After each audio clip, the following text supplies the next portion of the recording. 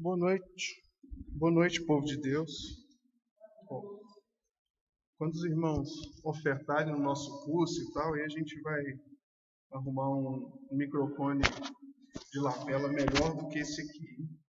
A qualidade do áudio fica bem legal. Então sejam generosos.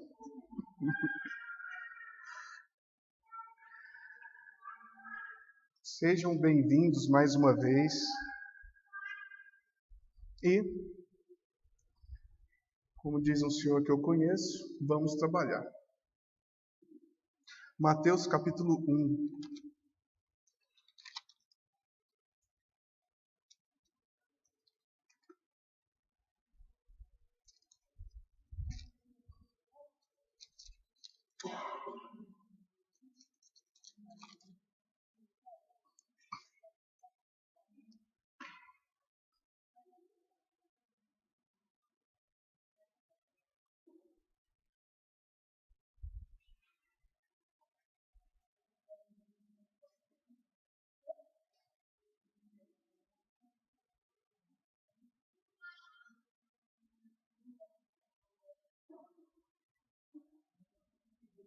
Encontramos aí? Deu certo?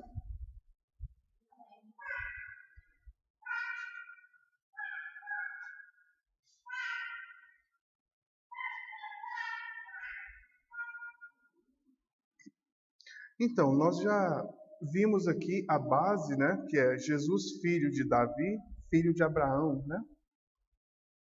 E nós não vamos passar por toda essa genealogia, falando os pontos e tal, mas tudo que nós formos ler aqui, nós vamos ter em mente sempre Davi e Abraão, essas características. Jesus vai precisar, né, desenvolver um ministério com base nessas características que nós vimos anteriormente.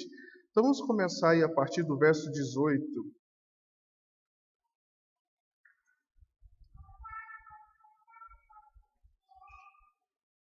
Ora, o nascimento de Jesus Cristo foi assim. Estando Maria, sua mãe, desposada com José, antes de se ajuntarem, achou-se ter concebido do Espírito Santo. Então José, seu marido, como era justo e não queria infamar, intentou deixá-la secretamente. E projetando isso, eis que em sonho lhe apareceu o anjo do Senhor, dizendo: José, filho de Davi, não temas receber a Maria, tua mulher, porque o que nela está gerado é do Espírito Santo.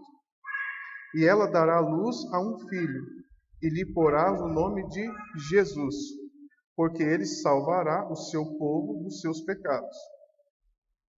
Tudo isso aconteceu para que se cumprisse o que foi dito da parte do Senhor pelo profeta, que diz: Eis que a virgem conceberá e dará luz a um filho, e ele será chamado pelo nome de Emanuel, traduzido, Deus conosco.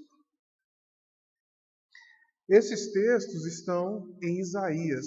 Depois, esse texto aqui em particular, né, está em Isaías.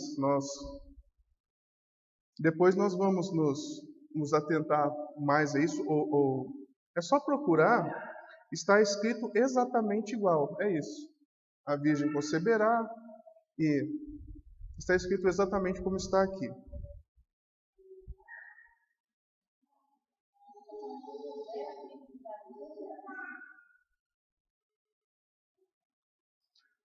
Como?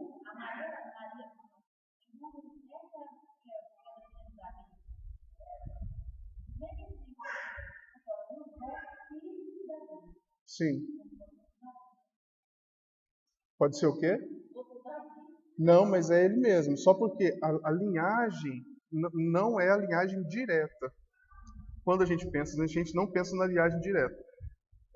Já viu, tem um cantor que chama Gonzaguinha, que é interessante que ele sempre faz, o pai dele, que é o Luiz Gonzaga, não chama ele de filho meu, mas chama ele de neto do pai do Luiz Gonzaga. que o nome dele é Januário. Aí quando ele vai apresentar o filho dele, ele fala assim, aqui está o Gonzaguinha, neto de Januário. Ele fala assim, neto de Januário é filho dele, então não é a geração direta, assim. Então, filho de Davi, mas não é assim diretamente, né? Davi e José tá uma distância bem longe, assim. Mas se a gente for indo, volta mais um, neto, bisneto, tataraneto, aí chega no Davi. Então vamos lá.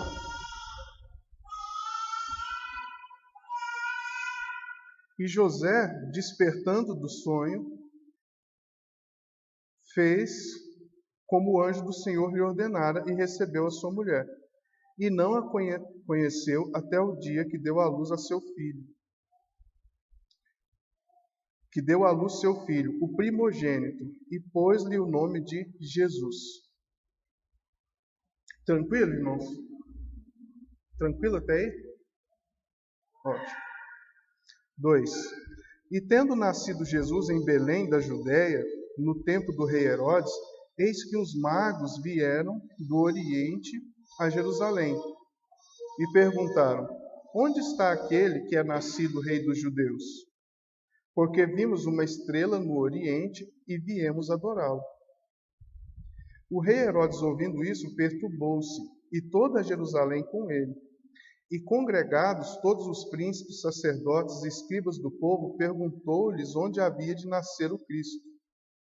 E eles lhes disseram: em Belém da Judéia, porque assim está escrito pelo profeta: e tu, Belém, terra de Judá, de modo nenhum és menor entre as capitais de Judá, porque de ti sairá o guia que há de apacentar o meu povo de Israel. Então Herodes, chamando secretamente os magos, inquiriu exatamente deles acerca do tempo em que a estrela lhes aparecera. Bom, até aí. Então, os 3 magos, né? Esses magos, eles vinham, como está escrito aqui, eles vinham de onde eles vinham? Do Oriente, é? Do Oriente. Bom, quem nós temos no Oriente que poderia direcionar e mostrar essas coisas a esses magos? Porque esses magos sabiam dessa história, conheciam essa estrela. Para isso, nós teríamos que estudar bastante do livro de Daniel. Porque Daniel, ele era o chefe dos magos da Babilônia, ele se tornou. E aí tem muitos escritos, muitas coisas, visões de Daniel.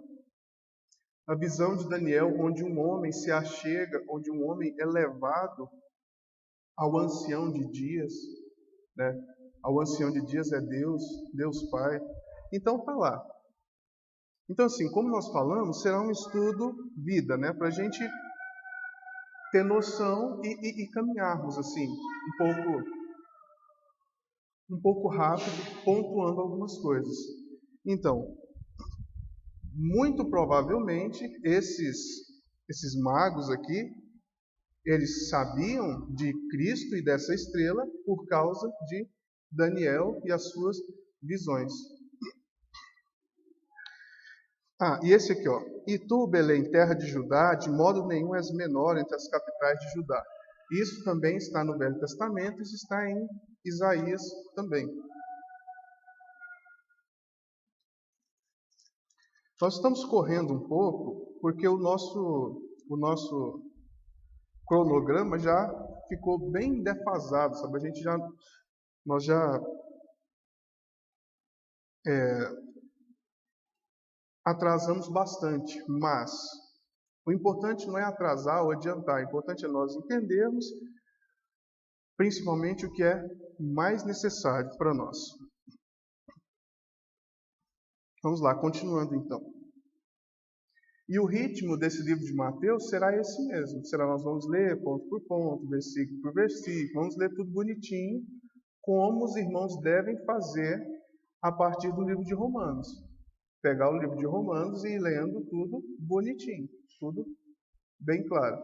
Para o livro de Romanos, os livros do apóstolo Paulo, nós estamos tendo aquela aula voltada para indicar o significado das coisas que o Espírito Santo diz para Paulo escrever.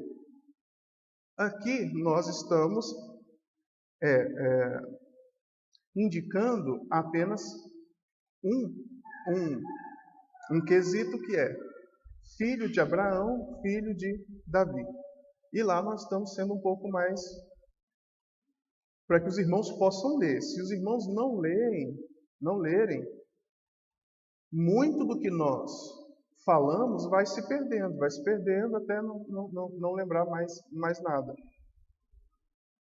Tem que ir e tem que chegar no ponto em que nós estamos explicando sobre os aspectos da vida como o Espírito Santo se dirige a Paulo e como Paulo escreve, para que possamos avançar. Se não estudarmos, sabe?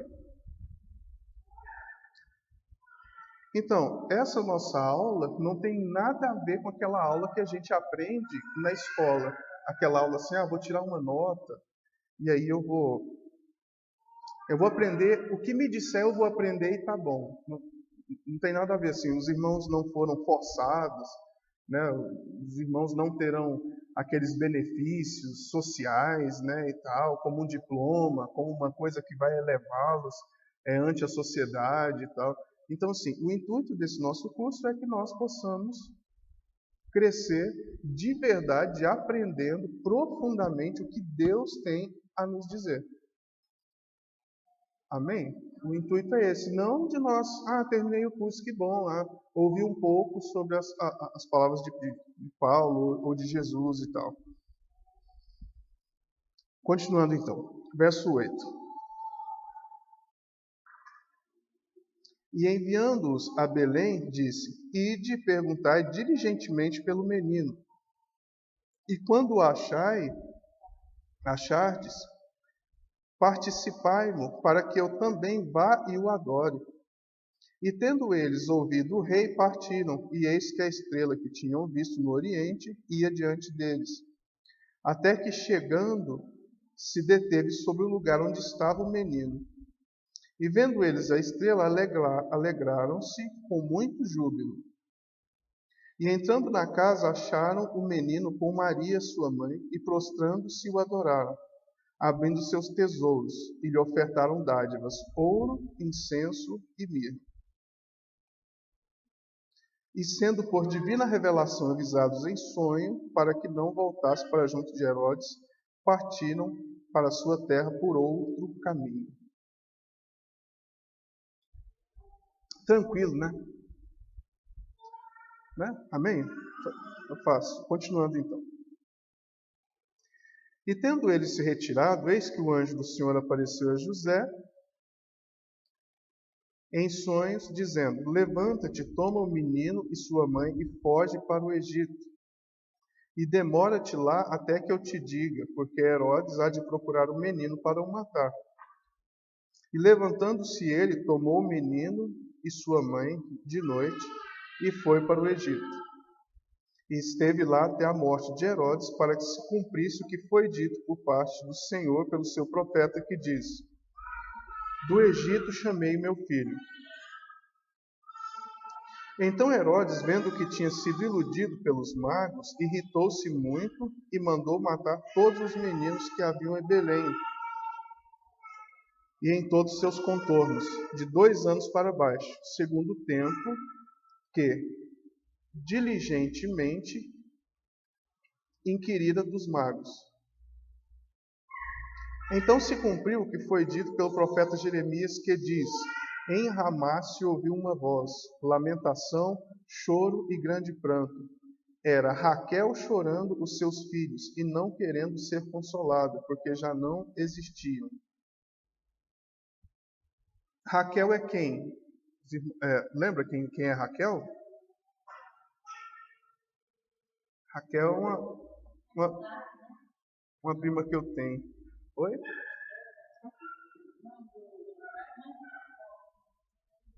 Já está perto, hein?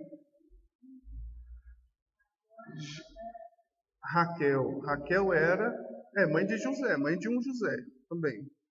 Mas, é. Oi? Isso. Isso. Trabalhou 7 anos para casar com a Raquel, o pai pega e dá a Lia. Então, Raquel é a mãe, uma das mães, né, do povo de Israel. Por isso está dizendo Raquel, né? Raquel, ela chora e não quer ser consolada.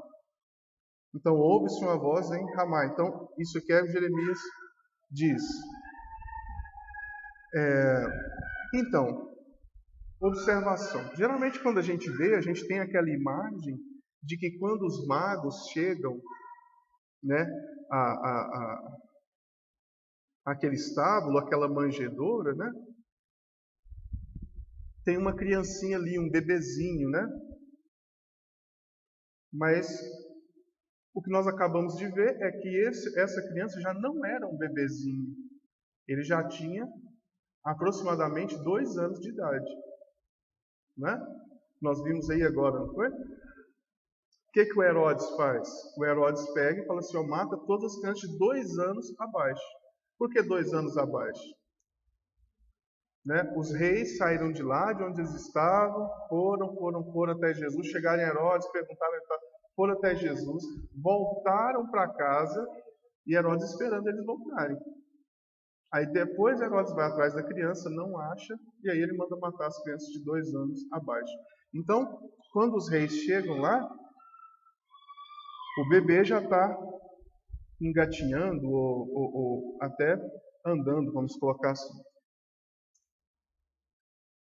O que foge um pouco da imagem dos nossos presépinhos, né? É, mais ou menos o tamanho da Esther, a filha do Luciano. Por ali, 1 ano e meio, 1 ano e tal, e quase 2. Então já estava grandinho, né? Bom, verso 19.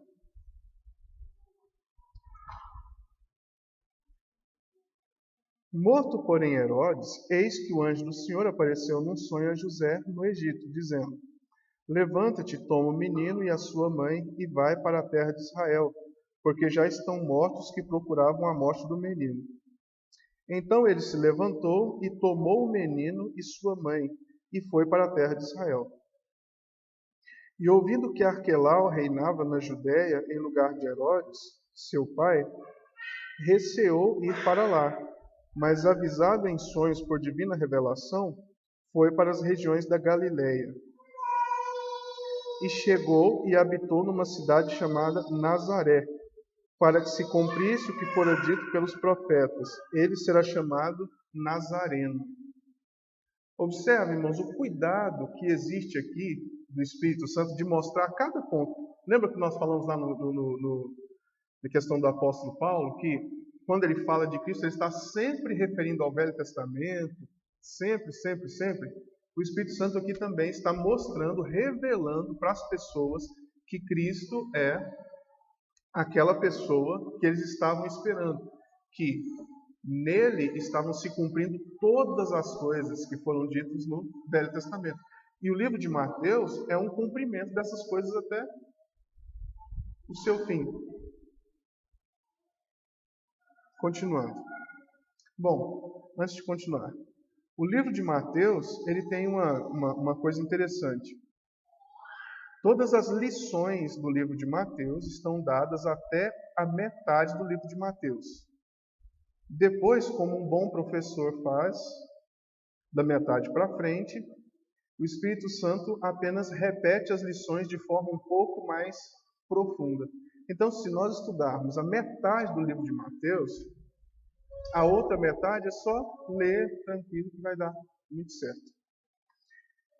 E como a gente já falou, pedir revelação de Deus e tudo, para que haja mudança nas nossas vidas. Até a metade mesmo. Tem quantos capítulos? 28, 29, 30? Até o 15, 16, é por aí. Capítulo 3. E naqueles dias apareceu João Batista pregando no deserto da Judéia e dizendo: Arrependei-vos, porque é chegado o reino dos céus.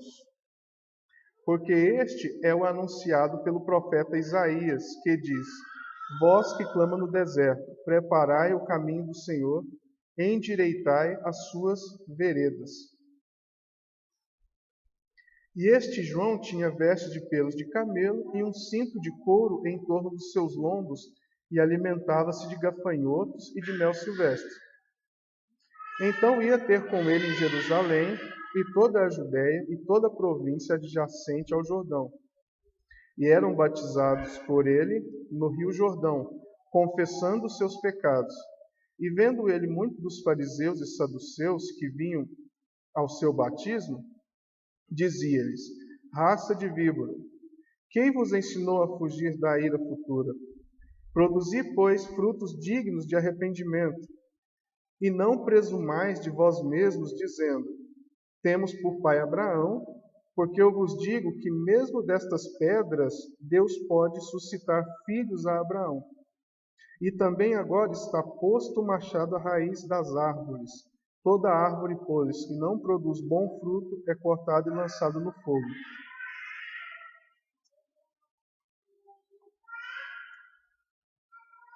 Voz do que clama no deserto, né? Voz do que clama no deserto. João Batista, ele se torna o único a pregar a salvação e o reino de Deus naquele momento. Por isso, voz do que clama no deserto. Não tinha mais ninguém. Prepare o caminho do Senhor. Não tinha mais ninguém falando sobre isso. O contrário, na verdade. Por quê? A maioria do pessoal, dos fariseus e todo mundo, como nós vamos ver aqui, eles se posicionavam como servos de Deus, como detentores da palavra de Deus e tal. E de repente aparece João Batista com essas características, comendo mel silvestre e tudo como nós já vimos, para fazer essa pregação. Bom, seguindo.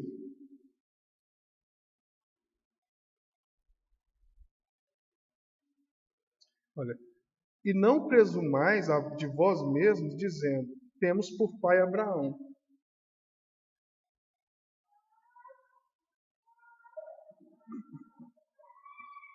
Aqui, Deus começa a deixar claro que a descendência de Abraão não será apenas, ou não será a descendência de fato de Abraão, não será a descendência que vem do seu sangue, vamos colocar assim. Mas, como lá diz lá no apóstolo Paulo, lá na frente, né? O filho de Abraão é a pessoa que vai ter, que tem a autoridade, que faz parte do reino dos céus. Então, olha só, esse pessoal aqui que acreditava ter por pai Abraão, eles ficavam nas suas coisas lá, envolvidos com as suas coisas, adorando o que eles gostavam de adorar, fazendo o que eles gostavam de fazer. E aí eles ouviram falar de João Batista anunciando o reino dos céus. O que eles pensaram? Se alguém é digno do reino dos céus, essas pessoas somos nós. Então nós vamos lá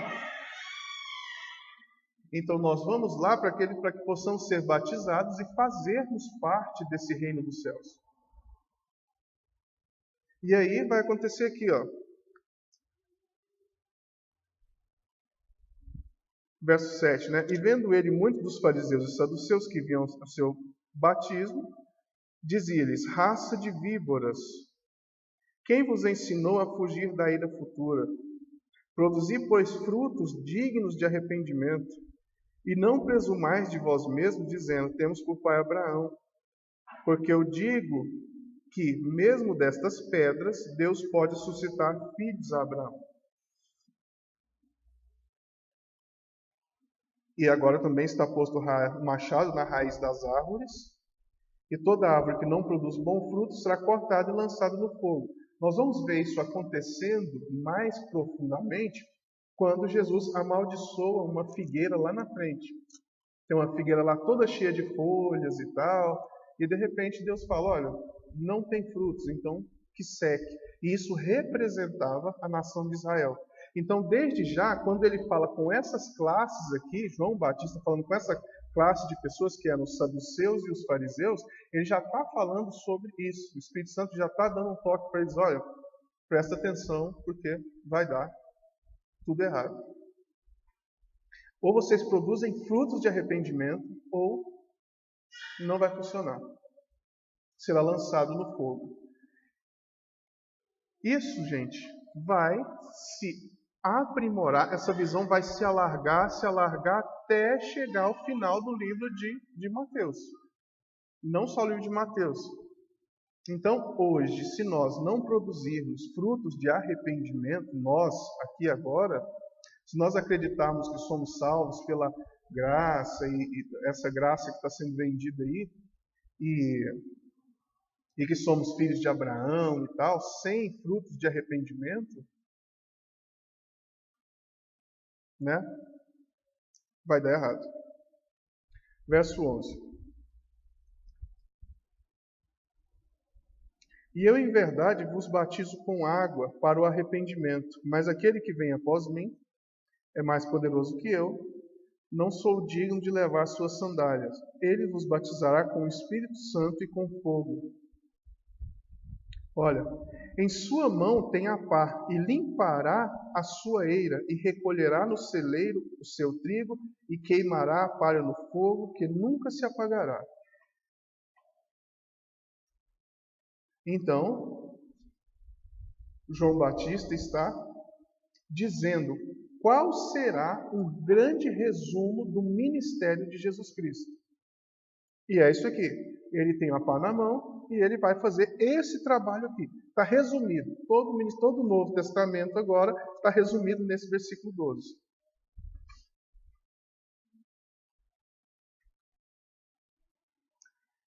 Então, gente,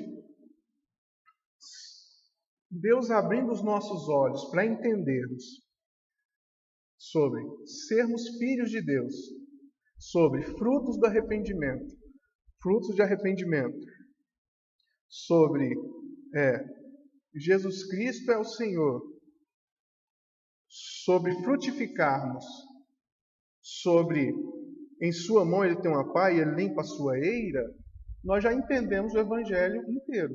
Se nós entendermos, se Deus revelar para nós, de verdade, nos nossos corações, isso aqui nós já entendemos tudo.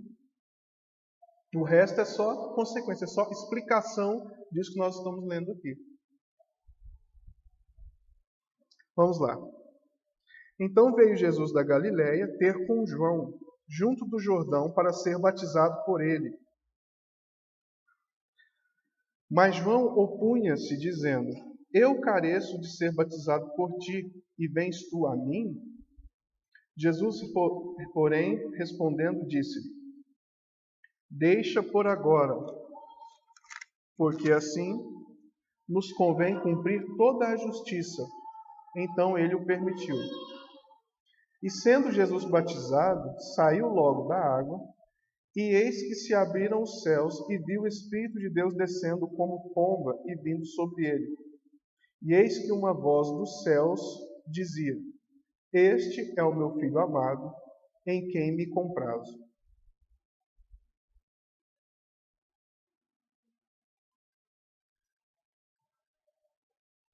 Tranquilo? Deus diz: Este é o meu Filho amado, em quem me comprazo, em quem eu tenho prazer. Lembra que nós falamos lá sobre as unções que Davi vai recebendo, ele vai vivendo e tal? Aqui, Jesus sobe um degrau para assumir o seu reino. Jesus era criança, né? E tudo, e vai. Jesus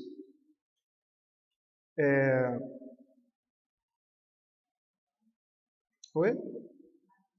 Sim, ele é batizado, e quando ele é batizado, ele passa por essa fase de criança, e, vamos dizer, o início do seu ministério é aqui. Quando ele vai começar o seu ministério, Deus fala: olha, esse é meu filho amado em quem me comprazo, em quem eu tenho prazer. Depois que ele foi batizado, aconteceu uma coisa. Vamos continuando então. Então foi conduzido Jesus pelo Espírito ao deserto para ser tentado pelo diabo. E tendo jejuado 40 dias e 40 noites, depois teve fome. E chegando-se a ele o tentador, disse: Se tu és filho de Deus, manda que essas pedras se tornem em pães. Ele, porém, respondendo, disse: Está escrito: Nem só de pão viverá o homem, mas de toda a palavra que sai da boca de Deus. Então o diabo transportou a cidade santa e colocou sobre o pináculo do templo. E disse-lhe: Se tu és filho de Deus, lança-te daqui abaixo, porque está escrito: Aos teus anjos dará ordem ao seu respeito, e tomar-te-ão nas mãos, para que nunca tropeces em alguma pedra. Disse-lhe Jesus: Também está escrito: Não tentarás o Senhor teu Deus. Novamente o transportou o diabo para um monte muito alto, e mostrou-lhe todos os reinos do mundo e a glória deles, e disse: Tudo isso lhe darei se prostrado me adorares. Então disse-lhe Jesus: Vai-te, Satanás, porque está escrito: Ao Senhor teu Deus adorarás, e só a ele servirás. Então o diabo o deixou, e eis que chegaram os anjos e o serviram. Aqui está toda sorte de tentação que nós temos. Vamos lá, olha só. Ele, porém, respondendo, verso 3. Oi? 3, isso.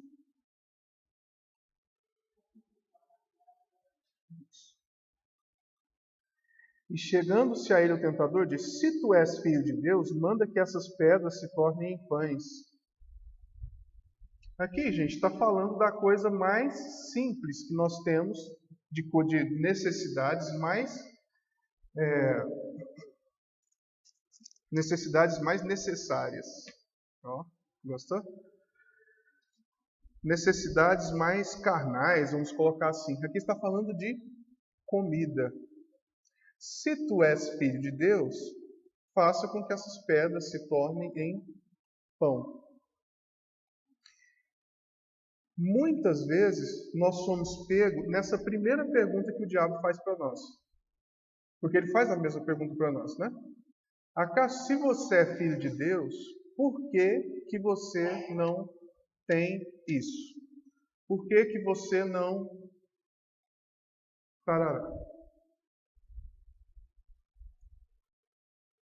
E aí a nossa fé, ela bagunça, né? Ela começa a ficar balançada. Olha, nem só de pão viverá o homem, mas de toda a palavra que sai da boca de Deus. Então a nossa esperança, o que nós precisamos é de ouvir o que sai da boca de Deus. Outro ponto. Então o diabo transportou para a cidade santa e colocou sobre o pináculo do templo. Se tu és filho de Deus, lança-te daqui abaixo.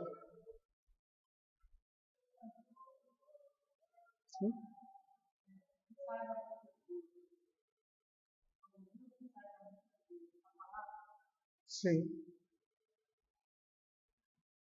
Então, de tudo que sai da boca de Deus. Como que nós ouvimos Deus? Né? Através da sua palavra e dos seus profetas, né? Então é isso aí. Crede, como é que é? Creia nos seus profetas e prosperareis, né? Uma coisa assim. Profetas de Deus. Ah, qual que é um profeta? Não, não é qualquer um. Isso tem que ficar bem claro assim. Principalmente, gente, nós vamos ouvir a voz de Deus estando diante dele, estando à vista dele. é congregando, é junto com os irmãos, é lendo a palavra, é estudando, ou nós não vamos ouvir nada. O nosso intuito aqui nessa reunião é que nós possamos ouvir o que sai da boca de Deus. Porque o que sai da boca de Deus é vivo, é eficaz, é perfeito. O que sai da boca do Acácio, apenas da boca dele, não vira nada. Não é espírito e não é vida.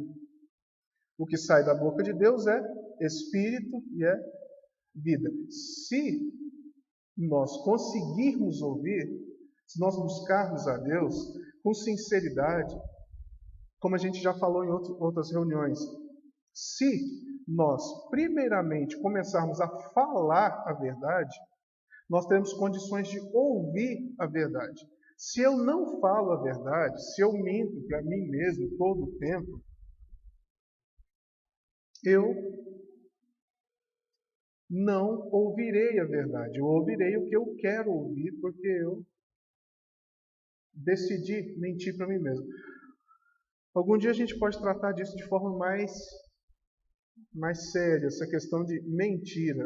Por que eu estou mentindo para mim mesmo? Né? E o intuito desse curso é que nós deixemos de mentir para nós mesmos. Eu amo a Deus. O que eu faço para Ele? Se eu não faço nada, eu definitivamente estou mentindo. Como vou ouvir a voz de Deus me dizendo a verdade para que eu possa viver a verdade? Impossível. Sim.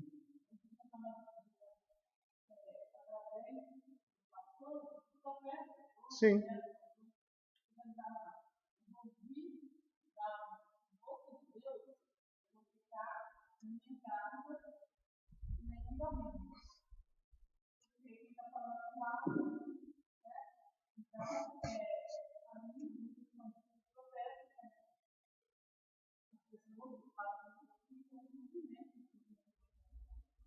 Sim. Ficar em casa.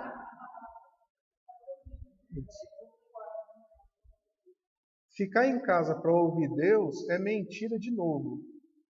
Como eu amo a Deus se eu não amo o meu irmão a quem eu vejo? Nossa, eu amo a Clarice demais, mas se eu puder, eu fico longe dela.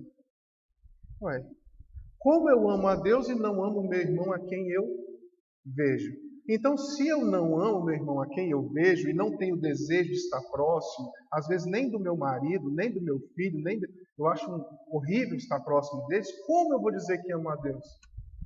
É uma mentira deslavada, descarada, e nós acreditamos que nós falamos isso para o pastor daí, para as pessoas e tal, e é verdade que não é, é mentira mesmo, profundamente. Então, quando nós ouvimos a palavra de Deus, da boca de Deus, nós simplesmente a adequamos para o que nós queremos que seja. Então, porque a palavra de Deus ela é viva e eficaz. Assim, é um assunto, só esse assunto é um assunto para uma reunião de 2 horas, vamos colocar assim. Mas, importante, olha, tem uma coisa importante aqui, está escrito, né? E Jesus diz, mas também está escrito. Isso mostra a clareza que Jesus tem da palavra de Deus. Obrigado, Mezinha. Então, gente, olha, devemos tomar muito cuidado, muito cuidado, porque se nós falamos que amamos a Deus e não gostamos do nosso irmão, o nosso fim é no inferno mesmo, sem chance, sabe?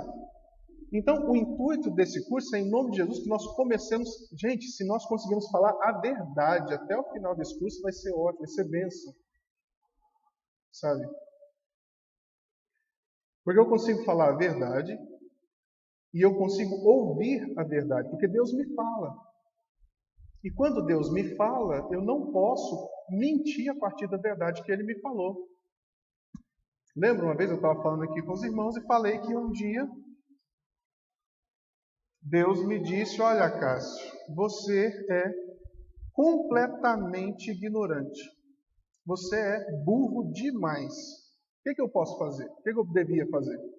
Eu poderia inventar uma série de coisas, ou poderia, Sabe, irmãos, talvez Deus nos diz a verdade: você não perdoa, você não ama seu marido, você não ama seu filho, e nós. Sabe, gente, então por que Deus não está agindo como antigamente? Porque nós não ouvimos o que Deus tem a nos dizer. Nós não damos ouvido, né? Nós até ouvimos, o pastor briga aqui com a gente, esbraveja, né? Fala, presta atenção, e nós... Então, também está escrito. Tito, capítulo 1, verso 9, tem uma questão sobre esse também está escrito. Acho que é Tito mesmo.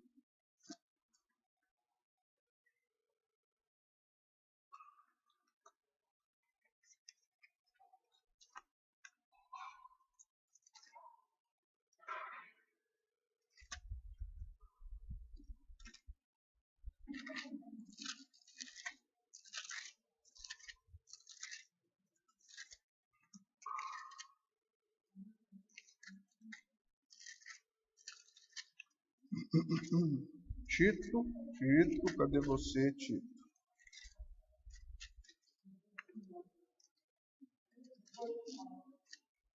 Eu não estou achando nada, que nem Timóteo, nem Tiago, nem nada. Não vai dar certo, hein? Tenha calma.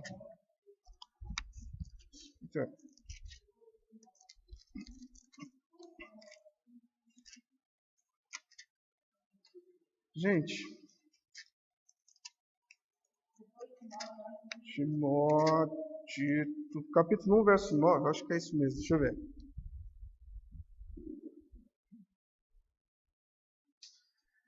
Retendo firme a fiel palavra, que é conforme a doutrina, para que seja poderoso, tanto para admoestar, com a sã doutrina, como para convencer os contradizentes.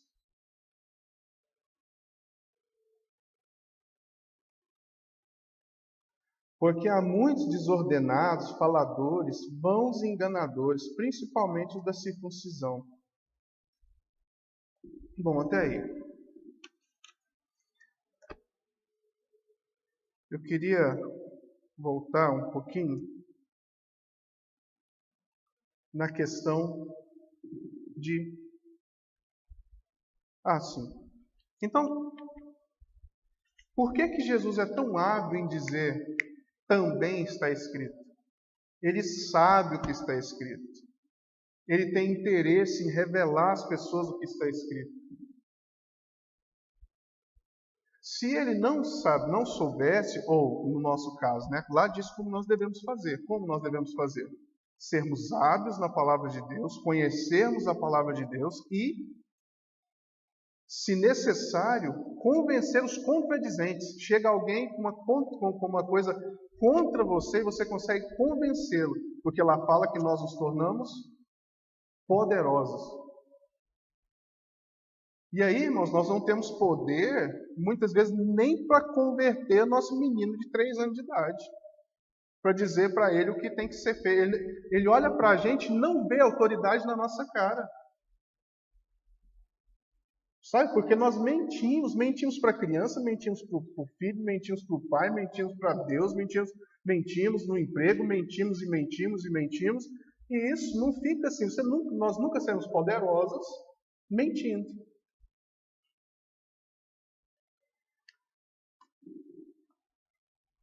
Bom, já que a gente entrou aqui, deixa eu só terminar aqui então. Observe. Quando Deus nos fala alguma coisa, nós temos 2 opções. Ou nós nos adequamos ao que Ele disse, ou nós temos um sentimento de culpa.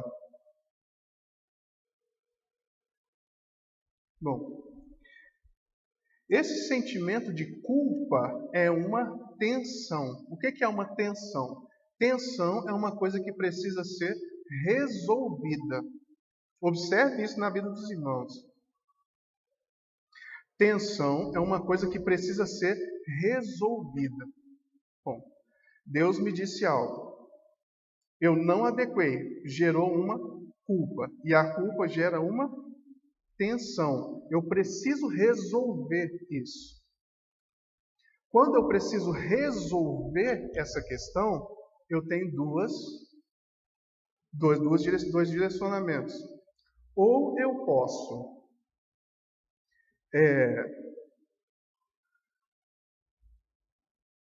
sofrer com aquela questão até que ela se resolva, ou até que eu resolva, ou eu posso negar aquela questão.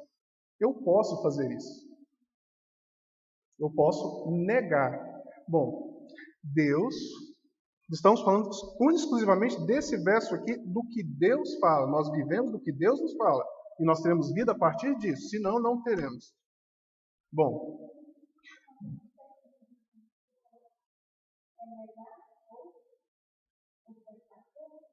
eu posso negar a situação, ou eu posso sofrer. Ou eu sofro, ou eu nego. Exemplo. Eu sou uma pessoa que desobedeço meus pais. Deus pega e fala: Cássio, você está errado. Bom, o que eu faço agora? Eu começo a obedecer os meus pais, ou eu simplesmente nego isso. Eu nego que obedecer aos meus pais foi Deus que me disse. Então eu fecho os olhos para que eu não sofra. Entende? Eu fecho os meus olhos para que eu não continue sofrendo. Eu não continuando sofrendo, eu preciso encontrar agora fortalezas da alma para que eu possa me preencher. Justificar. Exatamente. Quando eu me justifico, eu equalizo. Quando eu me justifico, eu resolvi a situação. Já não é mais um objeto de tensão. Já não me dói mais, porque eu resolvi. Quando eu resolvi, agora que forma eu resolvi? Se eu resolvi tem um cara que chama Teilhard de Chardin, que é um cara fantástico e tal, que vai dizer que a verticalização da autoridade é uma coisa errada. Essa ideia me é maravilhosa, ela é fantástica, porque ela vem para apaziguar e para arrumar, trazer paz para a minha tensão. Então, se eu faço isso, quando eu apazigo a minha primeira tensão, e Deus me fala, e eu apazigo de novo, eu estou dentro da mentira. Eu estou a passos largos para o inferno. E é isso que tem acontecido com a igreja hoje. Por isso é tão gostoso nós irmos para um lugar onde nós ouvirmos uma coisa que nos favorece. Por isso é tão difícil congregar aqui, porque alguém vai encher o seu saco, vai falar: olha, isso está errado, aquilo está errado, isso está errado, aquilo está errado. E isso vai gerar culpa em você. Gerou culpa, gera tensão. Gerou tensão, você tem que resolver. Ou sofrer. Ou você sofre, ou você apazigua. A sua decisão, ou a decisão da maioria das pessoas, é de apaziguar, resolver. Aí resolve da forma que Deus não quer, se apoiando em ministros, se apoiando em filósofos, se apoiando em teólogos e tantas coisas.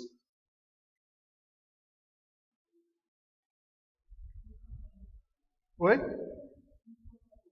Sim.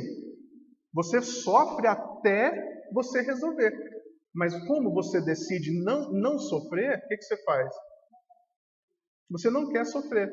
Você não quer sofrer a consequência da culpa. Você já sabe que você é culpado. Né? Deus já te disse: você é culpado. E você... Sim. De qualquer forma, a pessoa sofre. Se a pessoa deixar, jogar para trás a palavra de Deus agora, daqui mais cedo ou mais tarde o negócio vai desandando, até acabar. Exemplo, meu relacionamento com meus pais.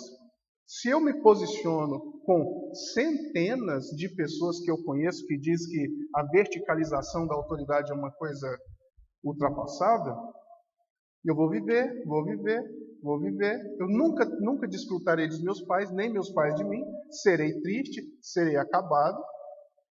Aí quando eles morrerem, aí sim, aí o negócio fica sério. Sabe por quê? Porque a culpa vai se acirrar mais. E aí, sabe onde eu vou correr? Para um centro espírita, para um negócio, para poder conversar com eles, para poder tentar articular alguma coisa. Não adianta mais, eu já estou falando com o próprio diabo. A minha culpa, o meu adoecimento, ele se bagunçou de tal forma que agora eu vou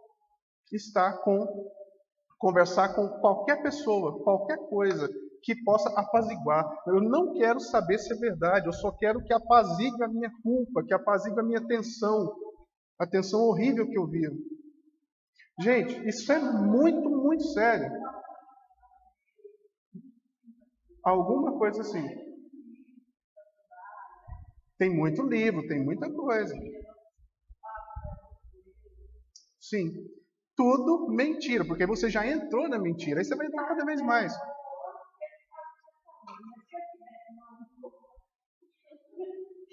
Ele vem todo parecendo poderio, se ele sempre tiver poder, ele fala, não, estou tranquilo. Mas se ele tiver virar, ele está. Eu estou falando assim, não é brincadeira. Sim, sim. Ele fala assim, eu pego por medo, é por isso que eu estou aqui. Agora tu vai morrer por isso. Sim, e sua vida começa a dar tudo errado, e você sabe por que é, e você pensa, é porque eu fiz isso mesmo, porque está errado mesmo. Né? Gente, então em nome do Senhor Jesus, a gente nem ia falar sobre isso, mas em nome do Senhor Jesus, nunca apazigue a ideia que o diabo está colocando em nome de livrinhos e coisinhas que você já sabe que é culpado, já sabe que está errado, já sabe que está no caminho errado.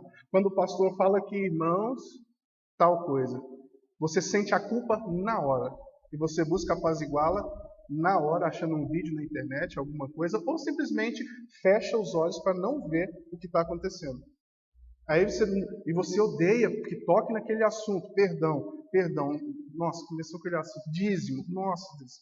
Você já é culpado, você sabe que é culpado e você decide.